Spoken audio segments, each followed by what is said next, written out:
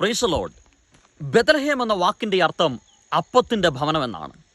അതിൻ്റെ മറ്റൊരു പര്യായം സമൃദ്ധിയുടെ ഭവനമെന്നാണ്. എന്നാൽ രൂത്തിൻ്റെ പുസ്തകം നാം പഠിക്കുമ്പോൾ അവിടെ ഈ വാക്കിന് ഒരു വിരോധാഭാസമായി ചിന്തിക്കാൻ കഴിയുന്ന ഒരു സാഹചര്യം അവിടെ നടക്കുകയാണ്. ബെത്ലഹേമിൽ ഒരു ക്ഷാമം ഉണ്ടാകുന്നു. അപ്പത്തിൻ്റെ ഭവനത്തിൽ ഒരു ക്ഷാമം, സമൃദ്ധിയുടെ ഭവനത്തിൽ ഒരു ക്ഷാമം.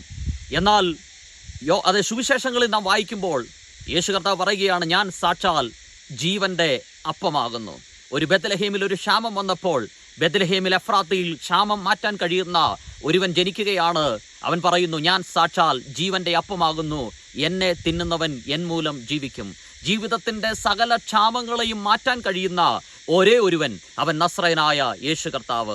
ബെത്ലഹേമിലെ ക്ഷാമത്തെ ഇതാ മറ്റൊരു ബെത്ലഹേം എഫ്രാത്തയിൽ ജനിച്ചവൻ മാറ്റുകയാണ്. ഞാൻ സാക്ഷാൽ ജീവൻ്റെ അപ്പമാകുന്നു, എന്നെ തിന്നുന്നവൻ എൻ മൂലം ജീവിക്കും. അങ്ങനെയെങ്കിൽ നിങ്ങൾ അഭിമുഖീകരിക്കുന്ന ഏത് ക്ഷാമവും മാറ്റാൻ കഴിയുന്ന ഒരുവൻ, അവൻ യേശു കർത്താവ്.